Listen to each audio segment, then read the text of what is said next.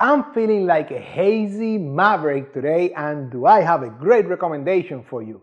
So if you're looking for a great hazy, otherwise known as New England style IPA, and one that will surely make you look like a connoisseur, then join me on this tasting.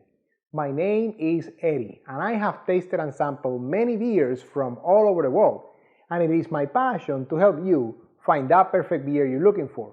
Whether you're looking to try something new or there is something very specific that you're looking for to pair with your food, I got your back.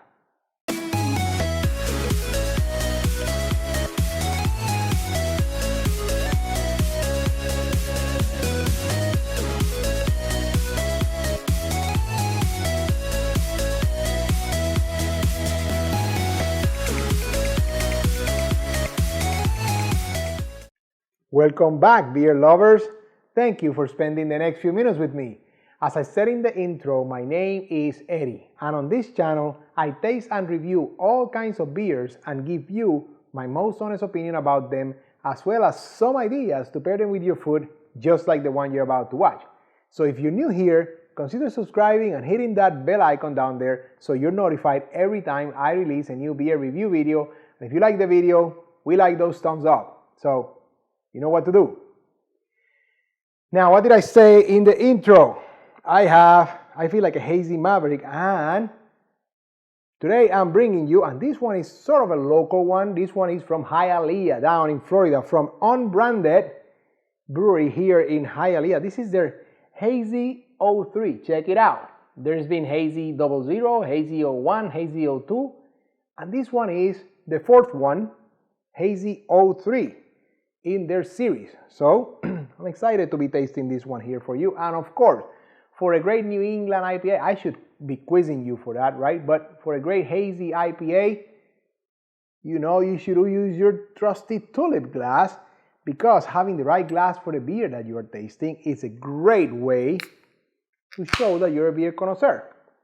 So if you want to get your own set of Beer Connoisseur TV glasses, look in the description below and check out how you can get your own set while I pour this magnificent spectacle here and enjoy it. Oh my God, I kind of cheated there, but these aromas, man, they're already coming to me. But we always start with the appearance, right? And more importantly, the 3 C's of appearance, which are color, clarity, and carbonation. That is right, my friend. Now look at that bright orange color. It looks like orange juice, if you ask me. Wow. Very, very appetizing color, that's for sure. Well, it's a hazy IPA, so what do you expect it's going to look like as far as clarity? It's hazy, very, very cloudy. Even some floating stuff in there. Carbonation, very, very high, lots of carbonation. Now, check out the head of foam. You saw how that went all the way up, and it's dissipating very, very quickly. So, very white, thick head of foam, but it doesn't sustain very much, right? So, let me go for the aromas now. Woo! It's like a tropical fruit bowl in there, I'll tell you that. Pineapple, mango, papaya, maybe even some dark grapes, plums, a little bit of a maybe like orange or tangerine.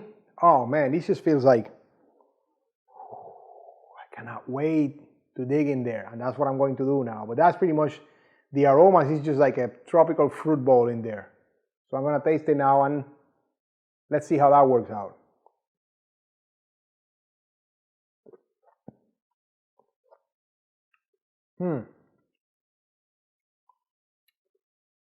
Actually, that doesn't follow the nose as closely. It definitely has more citrus in the taste. So let me start. It starts bitter and highly amounts of carbonation in the tip of the tongue. So you feel that, that action there. And then the center, the middle of the palate is IPA style, hoppiness. A little bit dank. I wouldn't call it like very danky, so that's good. Citrus. Not a lot of the sweet fruits that I was able to pick up in the aromas, nothing sweet. It's more like citrusy. So I would say maybe tangerine, even orange, and it kind of ends with a hint of grapefruity, kind of like that bitterness towards the end, but none of the sweet tropical fruit, which is interesting. As far as body, I would call that probably light to in the high, in the heavy side of light, so maybe light to medium body there, and definitely a nice finish. It felt very refreshing. I expected more of those tropical fruits, and I kind of waited, and they never came up in the flavor. So doesn't exactly match the aromas there, but it does have some of the citrusy character, and it's more like IPA based towards towards the core of that body of that flavor profile. And that is all important when we come to the next piece, which is the part that makes you a connoisseur, the food pairings. Now, IPAs, they are great to pair with all kinds of, bold flavors, spicy foods, meats, and all those things. When you take it down, when you take into consideration New England IPAs, West Coast IPAs, session, there's other things that come into play. And with the citrus notes here on this one, we have to take all that into account. So the first thing I'm going to say, I'm going to go kind of like seafood based today. So the first one is seared scallops with garlic butter. I love scallops, and I love seared scallops with garlic butter because they're very easy to make, by the way. You can be in and out in a couple, like 10-20 minutes, you're ready to eat. So that's a great pairing that will go great with this beer. And kind of like, again, following the seafood theme here, grilled lobster tails. Who doesn't like lobster tails? Unless you're allergic, my friend, in which case I am sorry because you're missing out. But of course, I know where you're coming from. But grilled lobster tails would be great.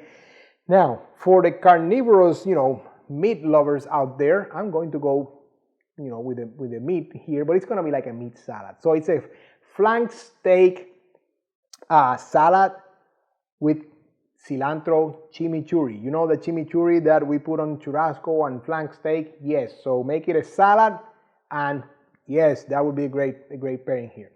As far as cheese, I have a white cheddar here that I think it should be a good pairing with this one, but I will give you my most honest opinion here. So I'm gonna go do this, and I'll let you know how that goes. I got this passion, and it's burning deep inside of me. And this time, no, not going. Oh, that's interesting. It's actually, that was a more like mature cheddar. It's a white cheddar, but it's more mature, so it's very pungent. And as I was tasting it, I was like, oh my God, this may not be great because it's so, so pungent. But actually, the beer can hold up nice to it, and it became almost like a normal IPA. So it kind of took off all the citrus part of the flavor profile, and it just tasted more like a normal IPA. However, the aromas are still, feeding you all those signals of tropical fruit. But, it's not a bad pairing at all. I mean, maybe there's something lighter, maybe like a lighter cheddar cheese would be a better pairing here. But this one, like I said, the beer can still, hold its own. So I will stand by that. So there you go, mature white cheddar. Now, you can always trust me to leave you a recommendation as far as the dessert pairing, and today is no exception. Check out the description below. That's my gift to you. Now, that concludes today's lesson, but not before I ask you, have you tried Hazy 03 from our friends down at Unbranded? Maybe you've tried Hazy 00, maybe you've tried Hazy 01 or 02. Let me know in the comments below. I love to interact, and I love to hear what you're thinking. I hope I have helped you increase your beer knowledge as we all continue on this journey of becoming beer connoisseurs, and I encourage you to be on the lookout over the next few days when I release my next beer review video. And until then, enjoy!